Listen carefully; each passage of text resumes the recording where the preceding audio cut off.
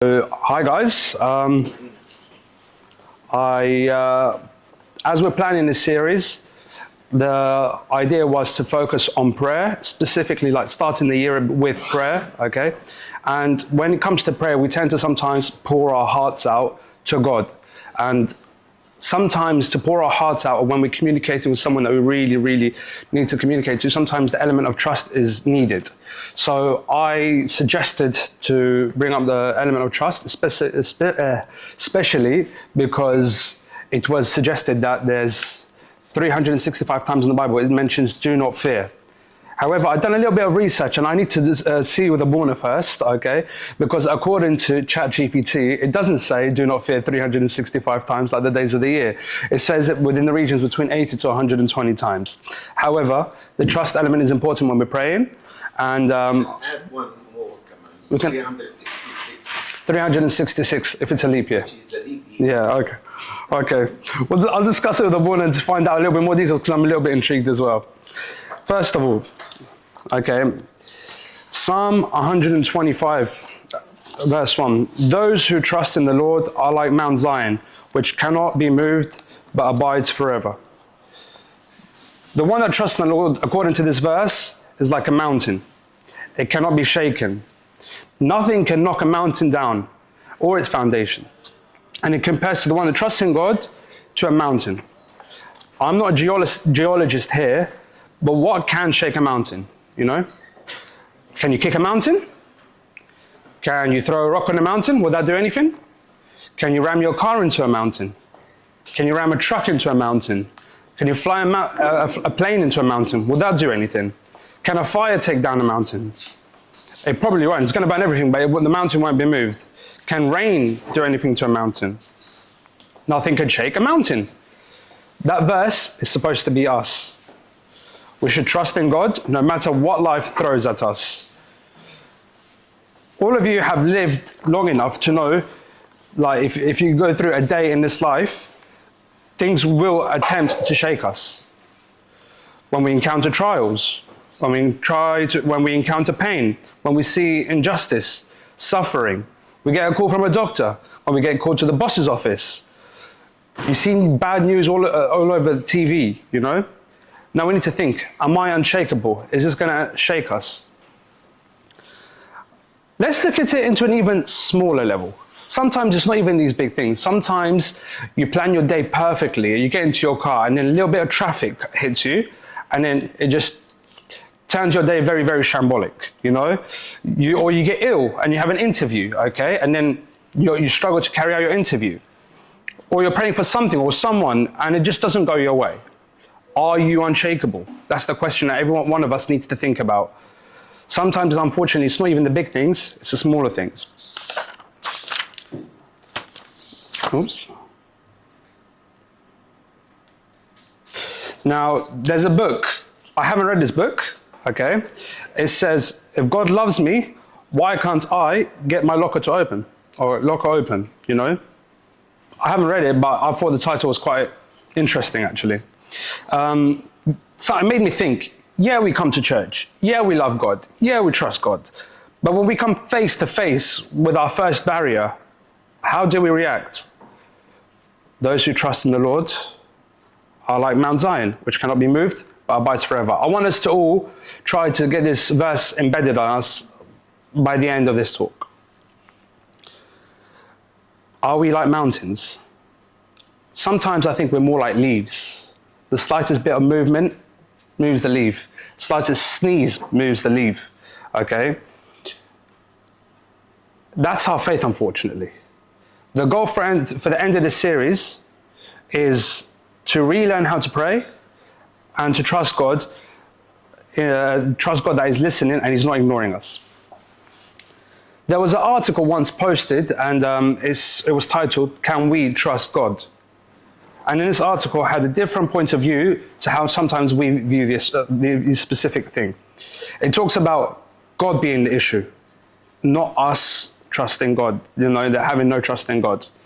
So, For example, we've all seen all over social media the trustful thing, where I lie back and then someone catches me, okay? So for example, I'll come up here, I'm like, yo, Mary, catch me, okay? I fall back, okay? And I fall, she doesn't catch me. I'm like, okay, I just need to trust Mary a little bit more, okay? I've got lie back, boom, she doesn't catch me. I fall again, like, God, just give me that little bit more trust, okay? I do it again and I fall, okay? Then we think to ourselves, where's the problem? Is it the lack of trust in me? Or is it my lack of trust in that person? Why isn't God listening to us? Now, there's one question I'm going to ask, but I want you to think of it in 2 points of views. Can I trust God? And can I trust God? However, can I trust God, meaning, is he worthy of my trust? Or can I trust God? Am I willing to trust God? First of all, we need to know the characteristics, the nature of God. Is he dependable? Is he there for me when I need him? Is he reliable? Can he be counted on? Second thing, my level of faith, my relationship with him, my willingness to take the leap of faith and fall on him. Am I willing based on who he is? Do you agree that there is no point trusting someone who is not worthy of trust? Do we agree with that? So if we do not sort out the problem of God's trustworthiness, then all the discussions about faith, belief, and trust is pointless until we identify God's nature as worthy of trust.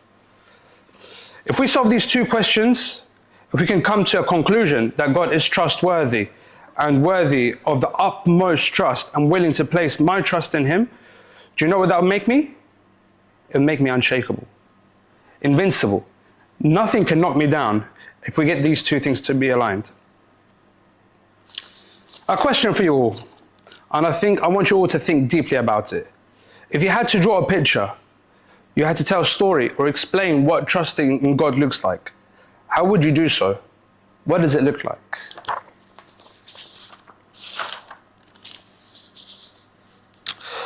This is the story of the nobleman, okay? They went to Jesus. We roughly know the idea, okay? Now, I want you, as we're reading, I want you all to answer the questions in your mind. What does trusting in God look like? Okay?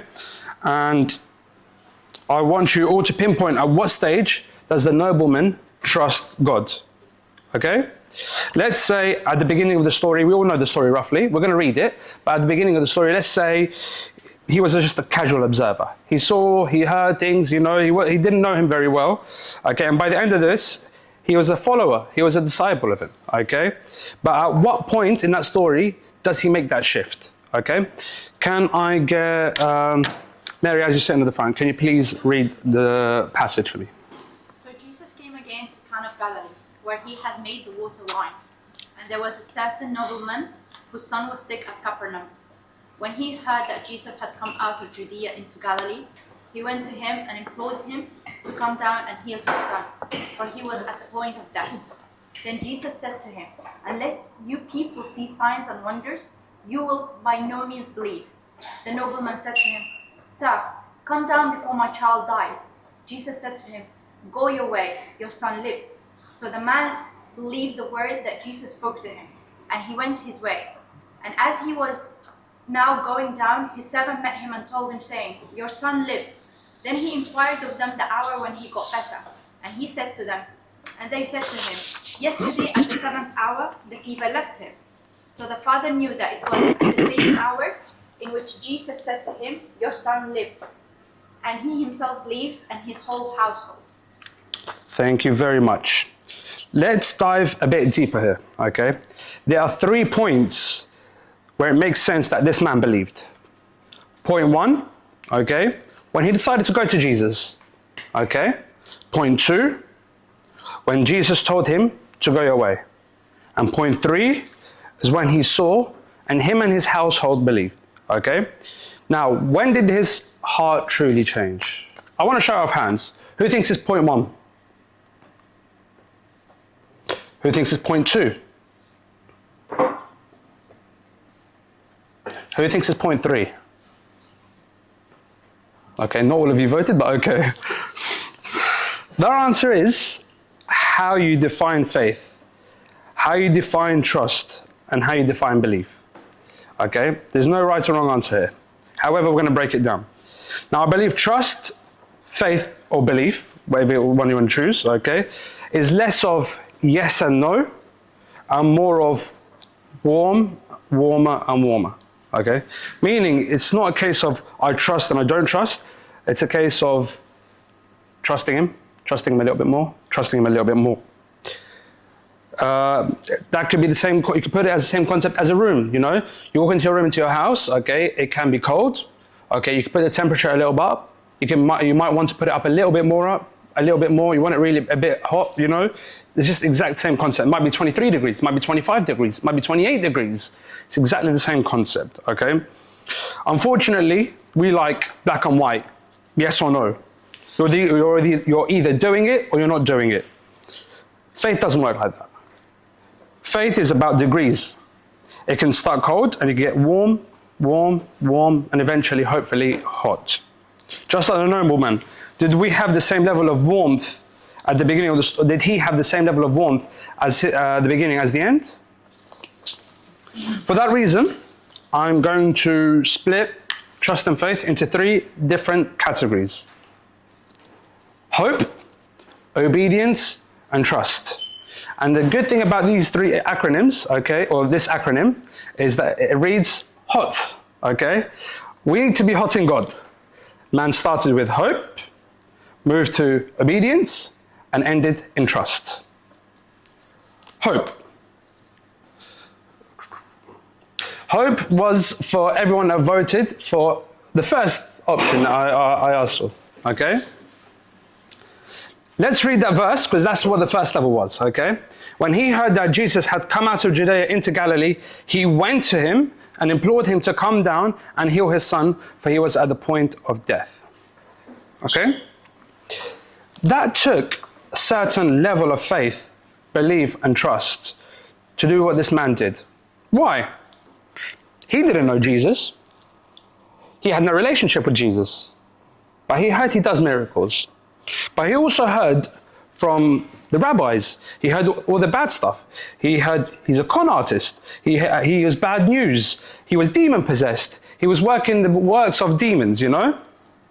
That was said by, a lot of people said these things about Jesus at the time. The nobleman had decided at that stage, I'm not going to listen to you or you or you. I'm going to give Jesus a try. You know, I've got nothing else to lose. That takes some level of faith for a man of this character to go down to Jesus, okay? And let's also look at the social class. Nobleman up there, was Jesus middle class? No, he wasn't. He was low class. Jesus was like down with the low class. So, it takes a lot for someone to be from the top of the pyramid to go down to someone at the bottom of the pyramid, okay, to ask for help. It takes guts, okay? It takes a little bit of obedience, okay? And it's almost impossible without the element of trust. It takes a certain level to say, I don't care what anyone else says, I need to go to Jesus. And that's exactly what this man did. But let's talk a bit about hope, okay? Hope is good. And Jesus could be the answer, you know? But I'd say his faith was less in who Jesus is, but more in the lack of faith in every other option that he had. He exhausted every single option. So that's maybe where the element of hope kicked in. The hope phase is the lack of faith in the world, meaning I don't know what to expect from Jesus, but I know I tried everything else and nothing worked for me. That didn't solve my problems. I tried doctors, I tried psychics, tried magicians, I tried everything and everything's failed me. Enough. I'm going to try Jesus. I don't know what I'm going to get.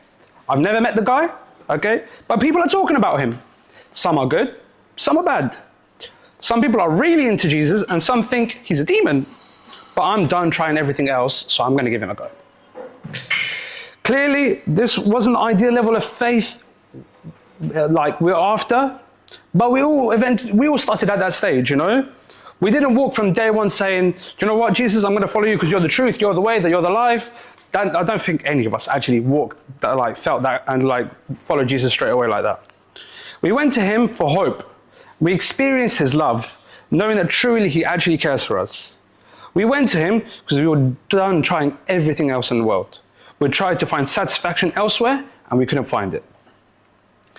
I'm sure most of you have felt this way at some stage in your life.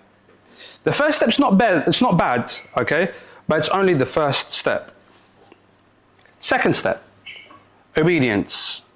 Jesus said to him, "Go your way, son. Go away, your son lives." So the man believed the word that Jesus spoke to him, and he went his way. The thing about Jesus is, what he did and what he does until this day is you pray, you say, "Jesus, I need this." And he comes back and say, "Great, go do that." "But Jesus, I need this." He goes, no, go do that, okay? "Great, just do that, stick to that." "Jesus, I need a relationship." Biological clock's ticking, "I'm getting pressure from my parents." "Okay, stop dating." "Okay. Jesus, I'm struggling financially. What do I do?" "Give more." "Okay. Jesus, I have a situation at home. I've got A, B, C, D, E, F, G." "Okay. Great. I need you to stop trying. I need you to trust. Go your way. Your son lives." The man went to Jesus with two options in his head. That Jesus will come back with him and his son will live. The other option is Jesus won't come with him and his son doesn't live. Okay? But Jesus had a third option, Jesus being Jesus had another third option. The man didn't even consider, to be honest. He's not going to go back with him, but his son will live. Let's recap, okay? Level 1, we had hope. Hope is lack of faith in everything else in the world. We've tried everything, we've exhausted everything, so we have that little bit of hope. That's where the hope starts. Level 2, we had the obedience. We have faith in his word. By word, we're not talking about the Bible as a whole, but his actual words. We trust the words that come out from his mouth. It just brings a lot of comfort. His commandments, his teachings. Man comes to Jesus. "Jesus, come with me." "Jesus, I'm not coming back with you. You're going back home alone." The man had a choice to make. Do I trust or do I not trust? Do I believe in him or do I not believe in him? Can you imagine the amount of faith this man had to leave Jesus and go back home alone? We know the story and we know the outcome, but this man was a nobleman and Jesus was a low-class man, He had nowhere to go. He was rich, tried all doctors, tried medications, tried everything, okay? He leaves a dying son at home, knowing that if he was to go to Jesus and it doesn't work out, that he comes back, he might not see his son again, okay? Maybe the last time he sees him.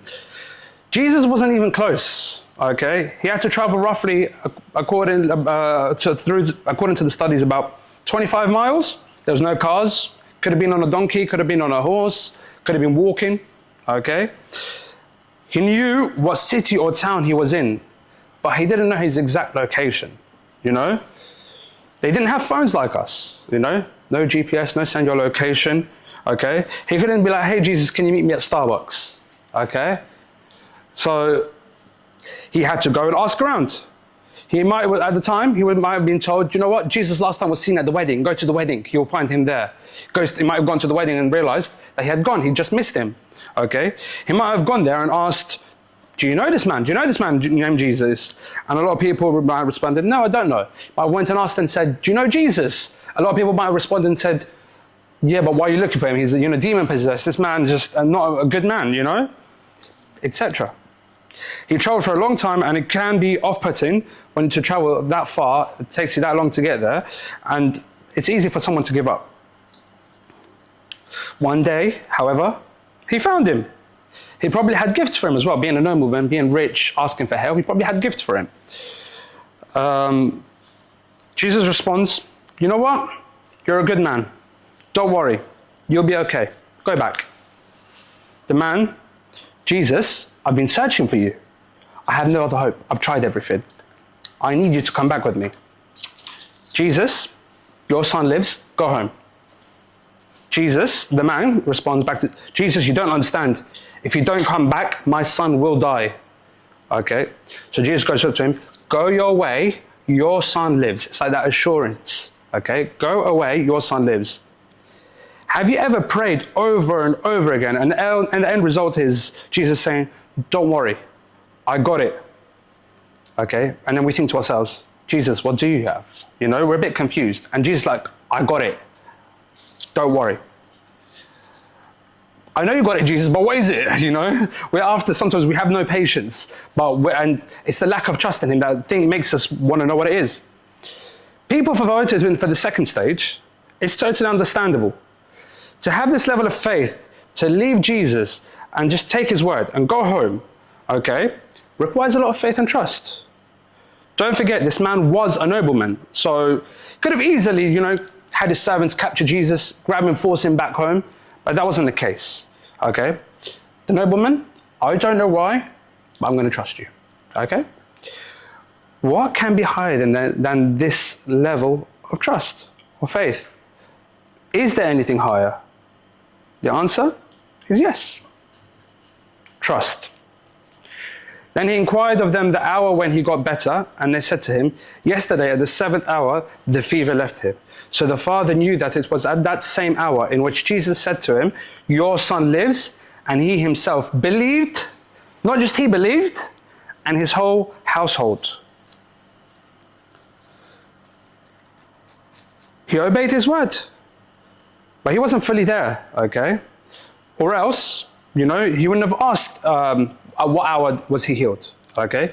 If he had believed, he would have known. He would have said, you know what, Jesus? He would have said to the servant, yeah, I know. He was healed at this hour, you know?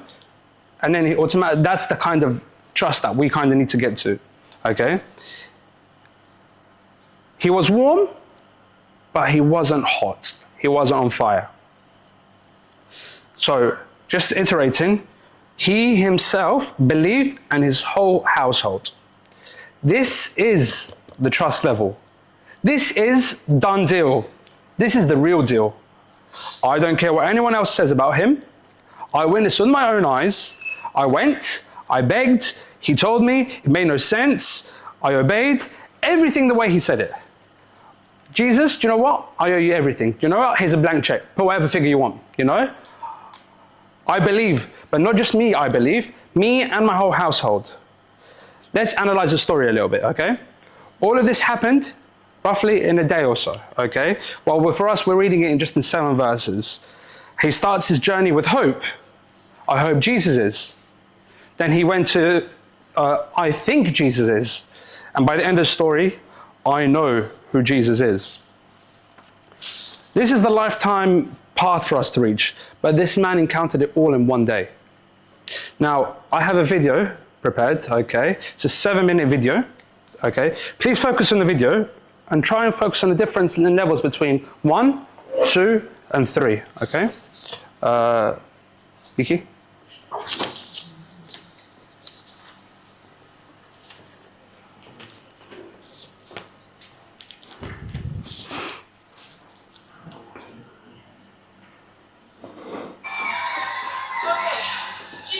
Yes. Look, thank you so much for meeting with me. I have been thinking a lot about my relationship with you, and I think I figured out what my problem is. Problem? Yeah.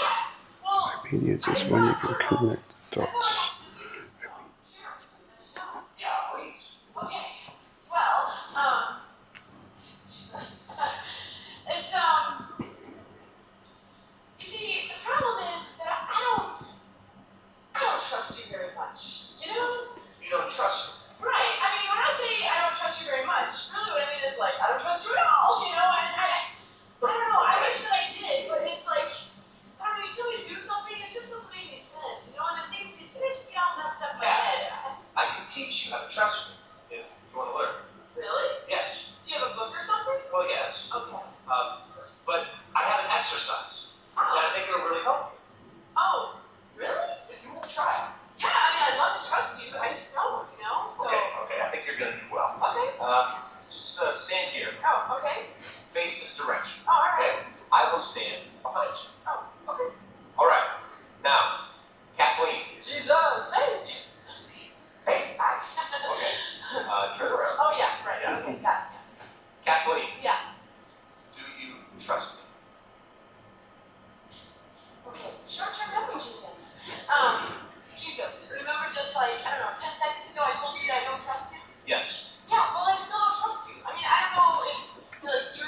something like put on the eyes or something. I'm not sure, but I missed it. You know, This is all part of the exercise, all right? This is practice. what do you mean? Well, whenever I ask you if you trust me, Yeah. I want you to automatically say, yes, Jesus, I trust you. Even though I don't?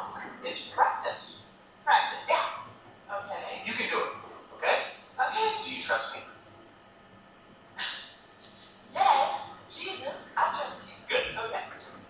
Now, relax. Oh, sorry. Take a deep breath Okay. and fall back. You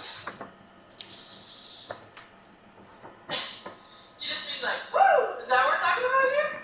That's what we're talking about. Just, woo! All right. Okay. Fall back.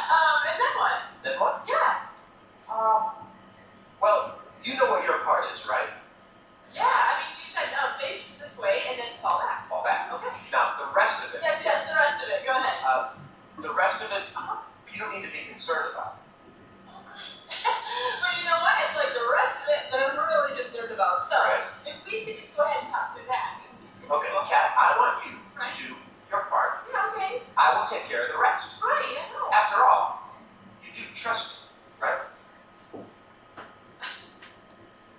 Yes, Jesus, I trust you. Good. Okay. Now fall back.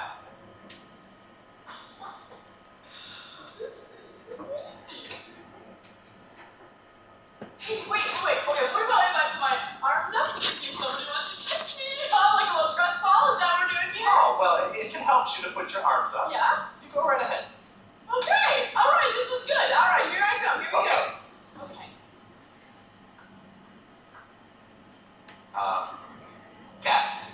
Hey. Woo! Oh, Yeah. oh. Okay. Oh. Jesus, that was really cool. Okay, so what do you want to do now? Let's try it again. Oh, sure. Okay. Yeah, this time, Huh? stand here with your feet planted, Oh, right. okay? Well, No walking backward, okay. and no looking behind you. But you know what? I just looked back for a second and you were so far away. I thought he's never going to catch me back there. So I wanted to make it easier for you, and get a little closer just for you. So. Kat, you realize that I'm Jesus, right?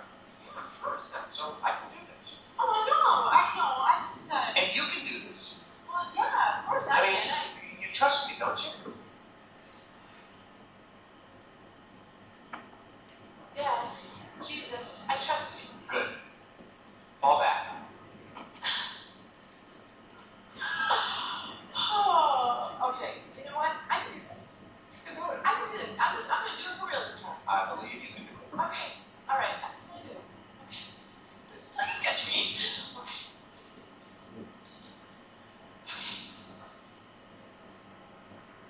Oh, Jesus! I was falling for like a long time. You know, and then like right the last minute, you were like, yeah, sweet. Oh man, okay. We're gonna do it. We're always I just Save that for later. Oh, okay. Yeah. Kat, Yeah. I mean, you're a natural. Really? Yeah, you're ready for level 2. Level 2. Let's step it up. Right. Okay. Here I come, baby. Woo! Yeah. Well, Jesus, what are you doing? You are way too close. This nut. Kathleen, this one is a little bit different. Okay? Yep. This time, stand in the same place, Okay. but Easier, but. so we're gonna do. You gotta stop doing that, all right? What? Wait for my signal. Oh, right. The Jesus signal. Okay, I'm sorry. I don't know what I was thinking. I'm sorry. Yes. Wait for the Jesus signal. Yeah. Okay. All right. Okay. Do you trust me? Yes, Jesus, I trust you so much. Great. Yeah. Fall back.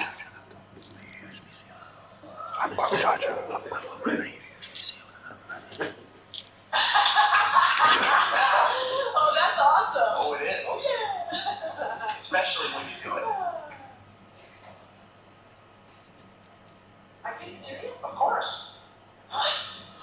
Okay, Jesus, I'm ready for the so you see over here? Yeah. There's nobody over there, okay? So Well- you need to come stand over here. I know it looks that way to you. Looks that way, it is that way, Jesus. You can see that there's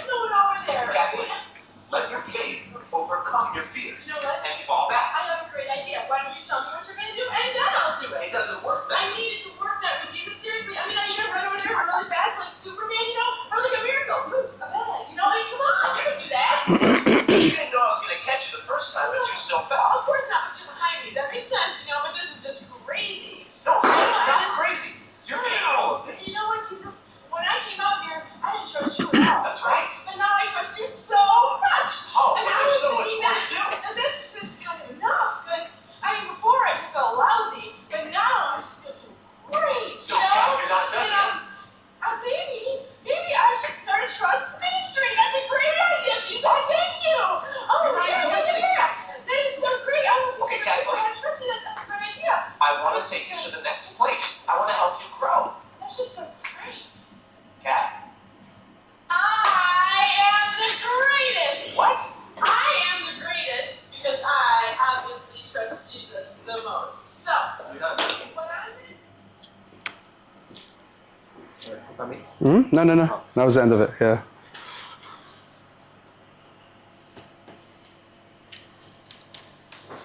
How do I switch over?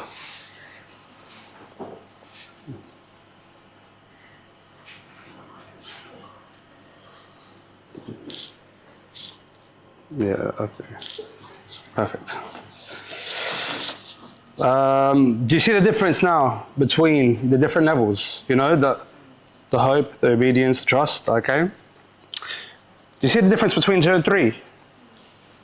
Obedience is when you can connect the dots. You know, for example, you have commandments in the Bible. Thou shalt not murder, thou shalt not lie, you know, do not rob, you know. These are all basic commandments that for us make sense. They're straightforward, so we tend to just obey them, you know. But what if you get a commandment like in the video that makes no sense? Is your faith in the word, in the command, or in the person that gave the command? A lot of the commands, by the way, in the Bible don't make any sense. For example, someone slaps you, turn the other cheek. No, I'm running away, you know. Another one would be, if it says, if you've gone the 1 mile with you, I'll go the other one, okay? Or if it's like when it says, even it doesn't make sense if I'm poor to give money, like, Jesus, I'm poor, you know? If you hurt me, for me to forgive you. None of these actually really make sense. But what does trust really mean? Can you obey? Can you trust? I know you can when the dots connect, but what if the dots don't connect? When it makes no sense? Do you trust in his word, or do you trust in his person? 1 Corinthians 1:25, because of the foolishness of God is wiser than men, and the weakness of God is stronger than men. In other words, I'm not trusting what is being said, but trusting on the basis of who is saying it. If he says it, I'm good. If he's not saying it, no good, you know? There's a book called Hind's Feet on High Places by Phil Hana. I think that's how you pronounce her name. Okay. Now, I actually haven't read the book either. By the way, if you haven't guessed by now, I'm not a reader. Okay. Have you read it? It's a good book. It's a good book. Very, very Is it? Okay. But I've heard the summary. I really liked it. Okay. Both part 1 and 2. There's 2 parts? Yes. Okay. You need to read part 2 to hit home. Unfortunately, I want to be a reader, but every time I start reading, it doesn't work out. Let me give you a summary, okay? It's about a girl who is traveling up this mountain, and she's serving a shepherd. The shepherd symbolizes God, okay, and she symbolizes us. She's working for him, and the shepherd will go up to his mountain every day, and that's where he lives, okay? Be in the high places, okay, representing the high places of God, okay? She dreamt of these high places, okay? But she said to herself that these places aren't for me, okay? It's for the spiritual people, and I don't deserve to be there. That was her judgment, conclusion. I wish I could make it there one day, and the shepherd said to her, you know what? You're welcome, you know? I'd love for you to be there with me. But there is a criteria. And that one criteria is to trust. You have to be willing to trust. You can't get there on your own. Some days will be really stormy. You have to trust me. Some days will be really windy. You have to trust me. Some days will be really rocky. You have to trust me. Okay. She follows him in this long trail, really, really long trail. The winds were horrendous, weather was horrendous, wild animals, and she trusts him, as he said, as he wished, and she continues. She finally gets high enough where she could see, okay, she could see the end goal. She could see the place where she wanted to go. And then the shepherd just goes up to her, okay, you see this place? To go there, we need to go down. She's like, no, the trail's there, I'm just going up. He goes, no, to go up there, you need to go down. And she's like, no, I could see it. But that's exactly what happened in the video. Sometimes to go up, okay, you need to take a step down. We ask for something which is clearly left, and he says, no, go right. Okay. God wants you to give, but he tells you to, God wants you to give, but he tells you to give. That is trust. God is way smarter than and wiser than anyone on this planet. Even while he was being crucified and suffering for us, even at his weakest point as human, he was way smarter than any of us. Because the foolishness of God is wiser than men. Trust in the guide, not in the path. Our trust isn't in the path in this world that God laid for us, but we trust in him. Faith isn't yes or no. It's not you have to do it or you don't do it. It's warm, warmer, very warm, hot. In this life, we start the journey of faith with God. We take the first step of faith with God, and we love it, and we say, we trust in God, and we believe in God, and we believe in God for our salvation, and we believe in God to forgive us our sins, and then God wants to take us that little bit higher, and give us a little bit higher faith, to go beyond and to believe in him. In the little things and in the big, actually. Sometimes we feel comfortable and say, do you know what, God, I'm good where I am at. I don't need any more. But God genuinely wants us to get higher. God asks, do you believe? We say, I believe. Do you have faith? I have faith. But God wants to take us higher and higher and higher, where our trust isn't in his path, but in him. Like, look at children, for example. Children, age 3 or 4 roughly, yeah? Who's the best, you know, what would your best advice for them be? Your best advice to them would be, listen to your parents. Take your parents' advice.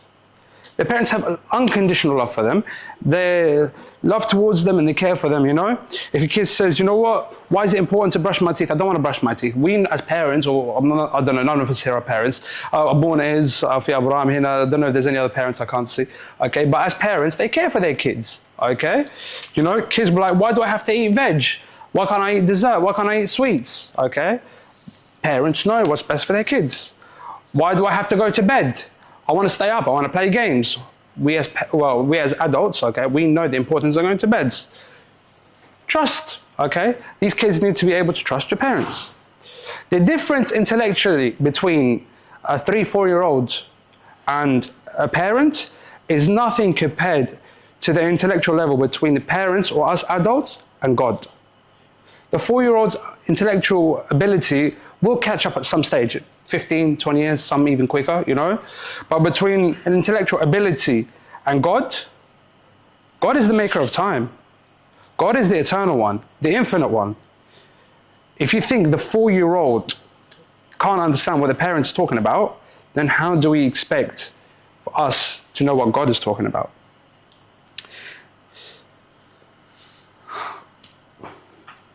Isaiah 55, 8-9. For my thoughts are not your thoughts, nor are your ways my ways, says the Lord. For as the heavens are higher than the earth, so are my ways higher than your ways, and my thoughts than your thoughts. Okay? When I say trust, you're not trusting on any random person, you know? This is trusting on the one who holds all knowledge, all wisdom in the palm of his hands. He knows all things. He knows all things of things and things that are yet to be discovered and may not even be discovered, you know, who is infinite in his wisdom and his knowledge.